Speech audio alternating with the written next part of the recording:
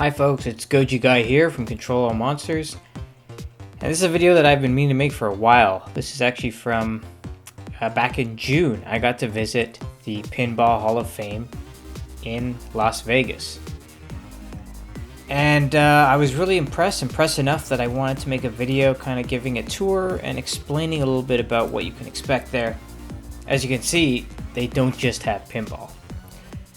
So the Pinball Hall of Fame is kind of interesting because it's essentially a personal collection that's put out through this nonprofit that kind of hosts it and maintains the machines. There's no upfront cover charge or anything like that.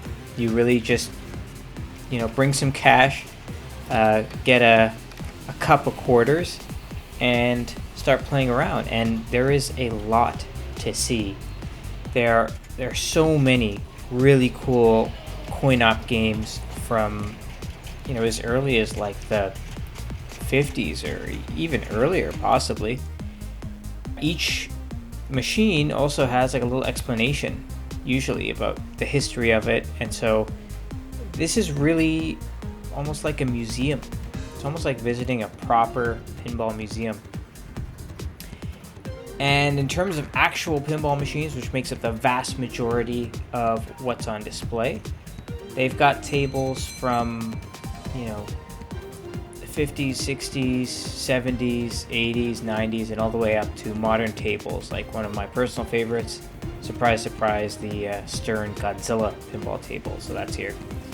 They've got just about everything that you could want, and they've also got quite a decent selection of arcade games, some of which that I've never seen before. Coin-op entertainment, like vintage coin-op entertainment, and then super weird pinball games and pinball style games. There's a really cool baseball type of game you can play.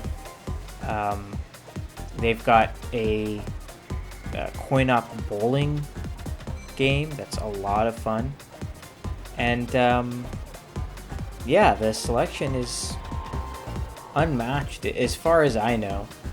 It's pretty great. Now, before I went to go visit the Pinball Hall of Fame, I did a little bit of research, and I did look at some reviews, and there was definitely some let's just say not so kind words said about the staff. Basically, there were reviews saying that the staff was really mean and not helpful. And when I got there, I believe there was a sign posted being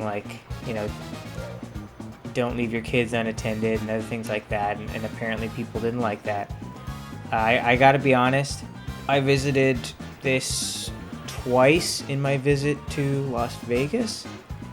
And both times the staff were really friendly and really helpful. I did notice there was an older woman there who I think is one of the managers or owners, and she certainly had a bit of a short, very concise disposition, but nothing rude or unhelpful. So I thought the staff was great. They answered all my questions and they helped me out.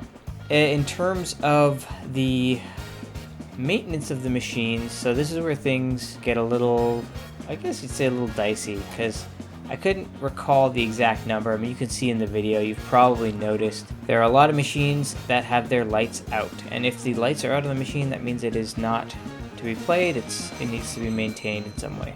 There are a lot of out-of-order machines at the Hall of Fame. There's really no way around that. Saying that, there's just a lot of machines that aren't working, and there were some machines I was really hoping that I could get to play that I just couldn't.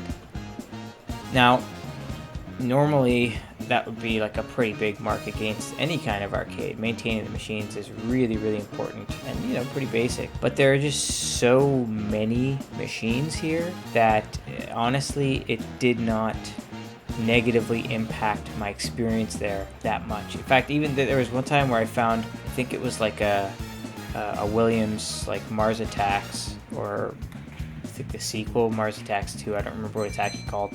And there was something, I was playing it and there was something wrong with it, and it wasn't working properly, so I let them know and I got a quarter back, and then I was walking around and I found another of the exact same machine, and it was working perfectly. So there's so many machines that sometimes there's multiple of the same machine. So if one isn't working, do look around. And the machines that were playable, I will say, were, I would say 90% in good working order. There were obviously one or two times where I needed to call over an attendant and get my money back, or get them to, fix the machine or something like that. But for the most part, everything was working great. So yeah, overall, if you're in Las Vegas and you have a chance to visit the Pinball Hall of Fame, absolutely do it. Don't hesitate. Even with the number of machines that are out of order, there are just so many machines of all kinds that you will easily lose hours in here.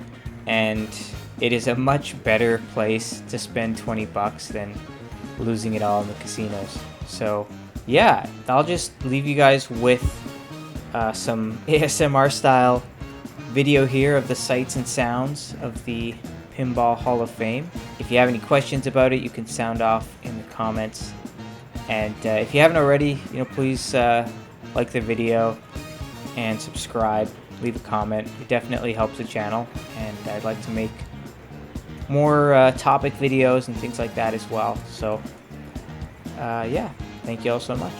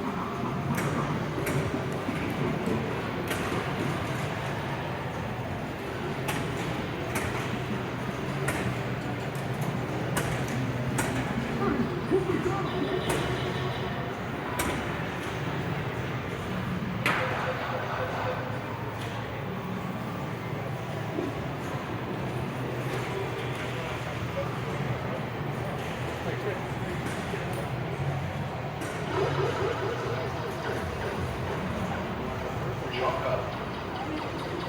it first?